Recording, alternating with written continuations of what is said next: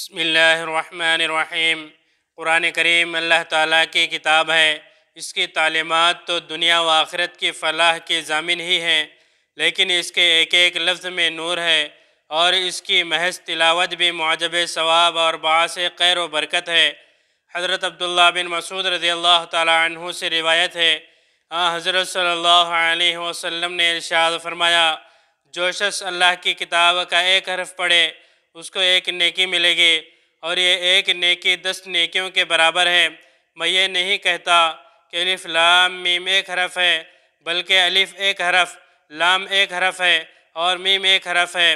اس حدیث سے معلوم ہوا کہ اگر کوئی شخص صرف الف لام میم تلاوت کرے تو صرف اتنی تلاوت سے اس کے نام اعمال میں 30 نیکیوں کا اضافہ ہوتا ہے۔ اور اسی حدیث سے یہ بھی معلوم ہوا کہ یہ ثواب بے سمجھے پڑھنے پر بھی ملتا ہے، کیونکہ الف لام میم ایک ایسا لفظ ہے جس کے معنی کوئی نہیں جانتا، نہ اس کا صحیح مفہوم سمجھنے کا کوئی امکان ہے، کیونکہ یہ حروف مقطعات میں سے ہیں جو متشابہات میں داخل ہیں اور ان کے معنی کوئی نہیں جانتا۔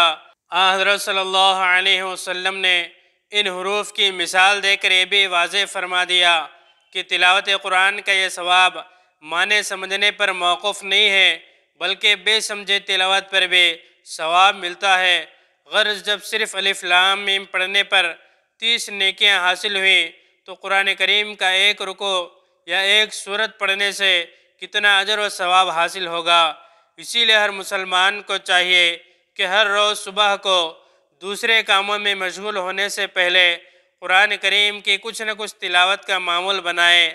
اگر زیادہ نہ پڑھ سکے تو پاؤ پارا، اور اتنا بھی ممکن نہ ہو تو کم از کم ایک رکوع ہی پڑھ لیا کریں، تو ہر روز اس کے نام اعمال میں سینکڑوں نیکیوں کا اضافہ ہوتا رہے گا۔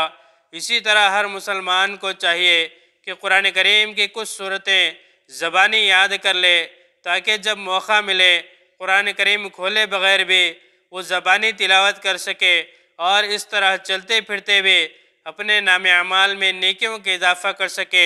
اللہ تبارک و تعالیٰ سے دعا ہے مجھے اور آپ کو اور تمام مسلمانوں کو عمل کرنے کی توفیق عطا فرمائے۔ اس طرح کے اور ویڈیوز کے لیے ہمارے چینل کو سبسکرائب کریں، بعد میں لگے بیل آئیکن کو پریس کریں، زیادہ سے زیادہ شیئر کریں۔